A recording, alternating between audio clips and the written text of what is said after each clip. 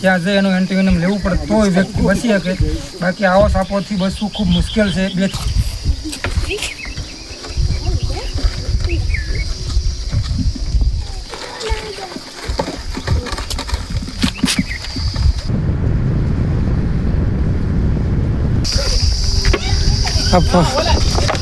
વિડીયોની અંદર જોઈ રહ્યા છો અમે અરણીવાડામાં એક 2 કોબરા સ્નેક આવ્યા છે તો એનું રેસ્ક્યુ કરવા માટે અમે જઈ રહ્યા છે.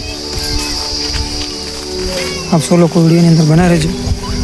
પેલી જગ્યાએ ઝૂંપડાની અંદર જ કોબરા સાપ આવેલા છે તો અમે એનું રેસ્ક્યુ કરી અને પછી જંગલની અંદર એને મુક્ત કરશું. તો વિડીયોમાં બના રહેજો.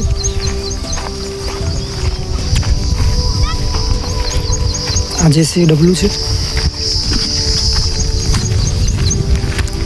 અહીંયા સરસ મજાનું લોકેશન છે, આપ જોઈ રહ્યા છો. સરસ મજાનું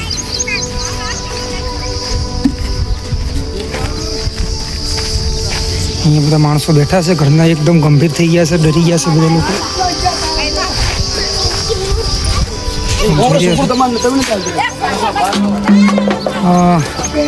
કાકા ચા પી રહ્યા છે.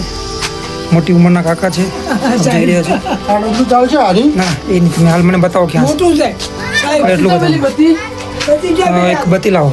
વિડીયો આ રીતે હાલવો ના છે ફોન. તારા હાથમાં ધ્યાન નહીં રાખવાનું, વિડીયોમાં ધ્યાન રાખવાનું. બરાબર છે. પાણી રહ્યા છો વિડીયોમાં. લોકો એકદમ ગભરાઈ ગયા છે અને ભયભીત થઈ ગયા છે સાપોથી.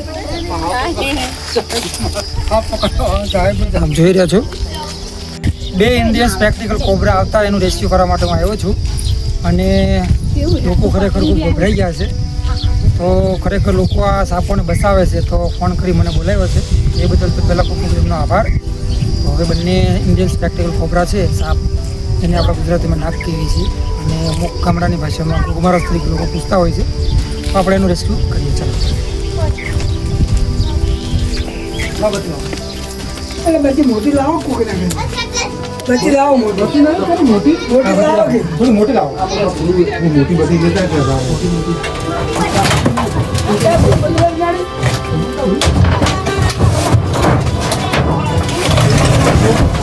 એક જ છે.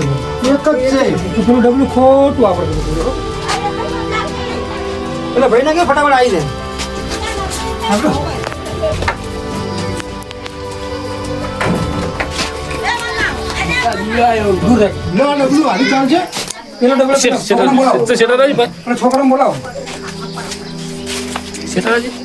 છોકરા બોલાવો. છોકરો તો હવે ગયો તો આ જ નહીં થયું ભાઈ. એક જ છે. ડબલું નતું મોકલો. આ ડબલું સાલ છે સાહેબ. મારી ડબલું આવે છે. પેલો ભાઈ છોકરા બોલાવો. જોઈ નહીં રહ્યો. મેં એને નહોતું મોકલો. એક જ છે આ તો કોબરા હે ને. ડબલા વગર તો આવ્યો. સાહેબ મોટા ડબ્બા પૂરો બોલો. આપણે જોઈ રહ્યા છો ઇન્ડિયન સ્પેક્ટિકલ કોબરા છે, નાગ છે અને આપણે ગુજરાતીમાં આને કોગમાળા તરીકે ઓળખીએ છીએ અને હાલ અહીં ખોરાક ખાધું હોય દેશી તો બહાર કાઢવાની કોશિશ કરે છે. આપ જોઈ રહ્યા છો ખાધું હે. ધીમે ધીમે બહાર કાઢશે પછી આપણે એના ડબલા મૂકી દઈશું.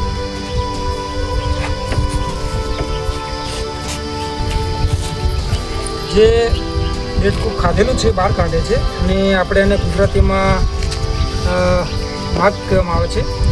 ઇંગ્લિશની અંદર ઇન્ડિયન સ્પેક્ટિકલ કોબરા અને સાયન્ટિફિક ભાષામાં નાદા તરીકે ઓળખાય છે.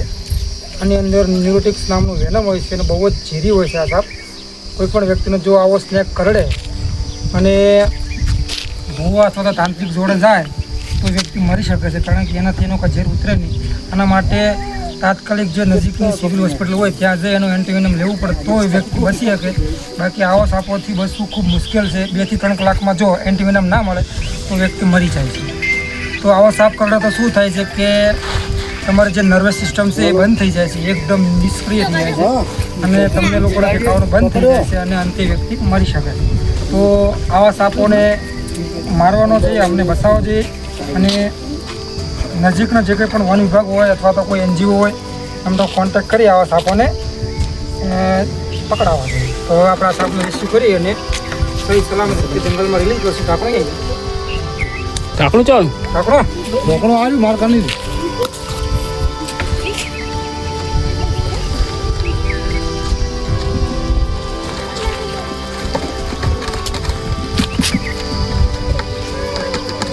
હુયેલો આપણે.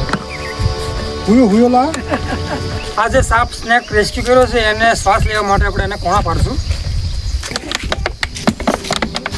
કારણ કે શ્વાસ લે તો સાપ બચી શકે, નકર પછી સાપ મરી જાય. તો એના માટે આપણે શ્વાસ લેવા માટે કોણા પાડશું.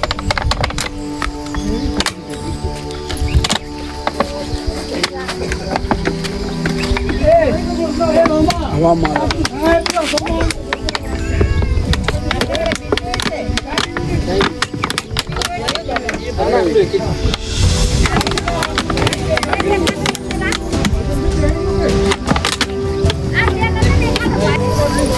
કૌરવ નાગણી નાગણી નહીં સુખી સોની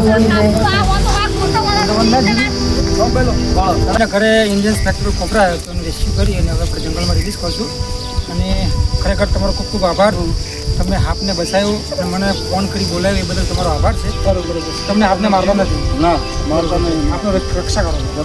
ખૂબ આભાર તમારો. તમે આપનો જીવ બચાવો છો. હંમેશા કોઈ પણ જગ્યાઓ સ્નેક આવે તમારા ગામડામાં કોઈ પણ જગ્યાએ તો ફોન કરી અને આવવાનું રેસ્ક્યુ કરાવવું મારવું.